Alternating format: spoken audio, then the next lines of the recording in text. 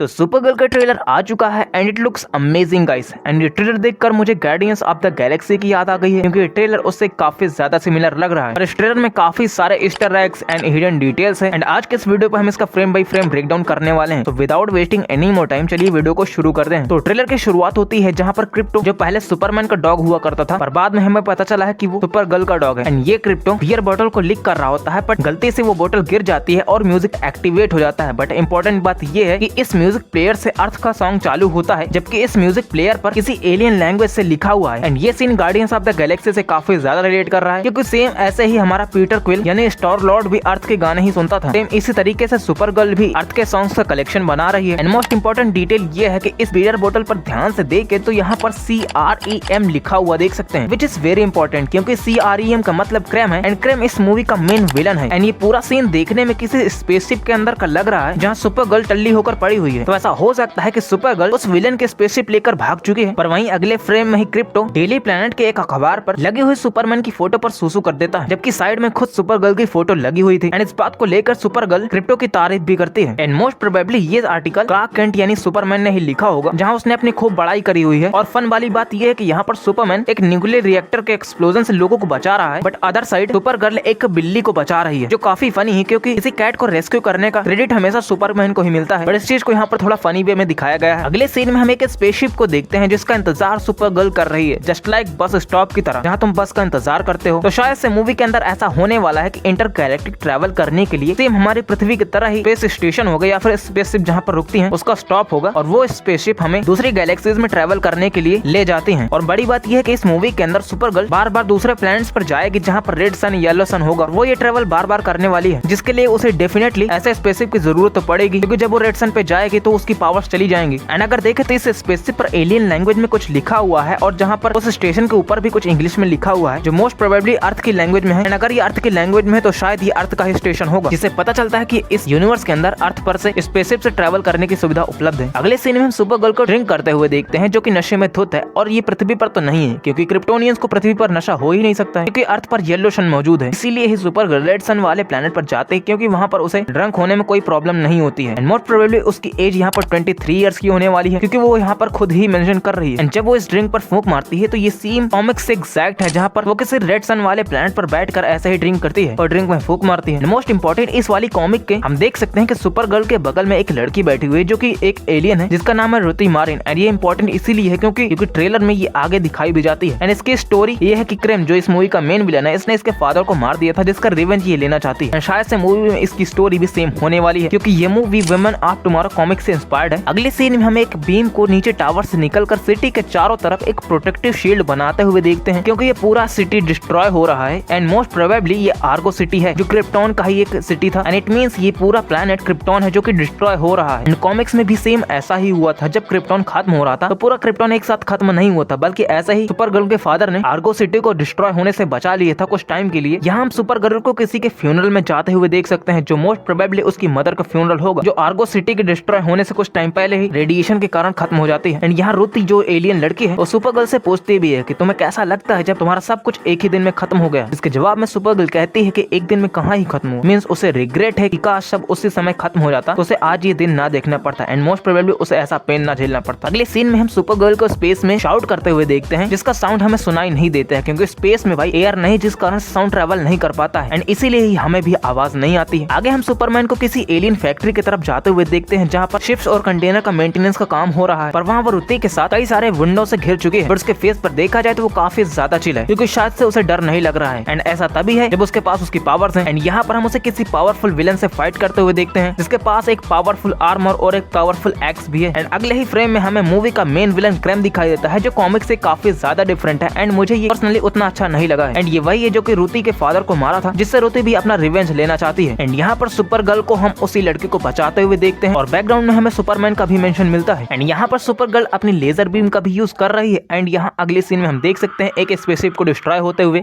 पर आगे हम सुपरगर्ल को इमोशनल होते हुए देख सकते हैं, जो क्रिप्टो के कारण है, क्योंकि क्रिप्टो की हालत मरने वाली हो चुकी है, क्योंकि शायद से क्रेम ने अपने पॉइजनस एरोस से क्रिप्टो को घायल कर दिया है, सेम कॉमिक्स में जैसा हुआ था। एंड यहाँ पर शायद खुद ही सुपरगर्ल भी इंजर्ड हो चुकी है। अगला सीन इस ट्रेलर का most loved and most hyped scene है, जो कि जेसन मोमोआ यानी हमारे एक्वामैन का सीन है, जो इस मूवी के अंदर लोबो का रोल प्ले कर रहे हैं। लोबो एक इंटरगैलेक्टिक बाउंटी हंटर है, जिसने खुद अपनी स्पीसीज को खत्म कर दिया था, जो मूवी के अंदर शायद से एंटी हीरो या फिर विलेन का कैरेक्टर प्ले करने वाले हैं। यही इस मूवी का सेलिंग पॉइंट भी है, क्योंकि ऑडियंस को थिएटर तक लाने के लिए एक बड़ा एक्टर होना जरूरी है। आगे हम देखते हैं सुपर गर्ल को उसके फुल सूट में, जिसके पीछे से सनलाइट भी आ रही है, जो उसे एक सुपर हीरो की तरह रिप्रेजेंट कर रहा है। एंड ये सीन विजुअली काफी ज्यादा ऑसम है, जो इस बात को क्लैरिफाई करती है कि ये मूवी विजुअली काफी अच्छी होने वाली है। एंड लास्ट सीन में हम उसे डिस्ट्रॉयड शिप के ऊपर सुपर गर्ल को किसी से फाइट करते हुए देखते हैं, जहाँ पर वो हमारे ओजी बैटमैन को भी कॉपी कर रही है, क्योंकि सेम इसी तरीके से हमारे ओजी बैटमैन ने सुपरमैन को मारा था। तो ओवरऑल ट्रेलर काफी ज्यादा अच्छा है, पर सुपरमैन के लेवल का नहीं है, जिससे मुझे तो कोई प्रॉब्लम नहीं है। पर इस ट्रेलर का एक चीज जो मुझे पसंद नहीं आया वो है गार्डियंस ऑफ द गैलेक्सी से इसका कंपैरिजन, जो कि ऑब्वियसली होना था, बट ये चीजें उससे काफी सिमिलर है, जो इसके लिए काफी इंपॉर्टेंट है कि लोग उसको किस वे में ले रहे हैं, जो पर्सनली मुझे तो अच्छा नहीं लगा। बाकी तुम बताओ तुम्हें ये कैसा लगा है, और अगर तुम्हें ये वीडियो पसंद आई हो तो लाइक शेयर एंड सब्सक्राइब जरूर कर देना। मैं मिलता हूँ किसी नए वीडियो पे नए टॉपिक के साथ, तब तक के लिए बाय।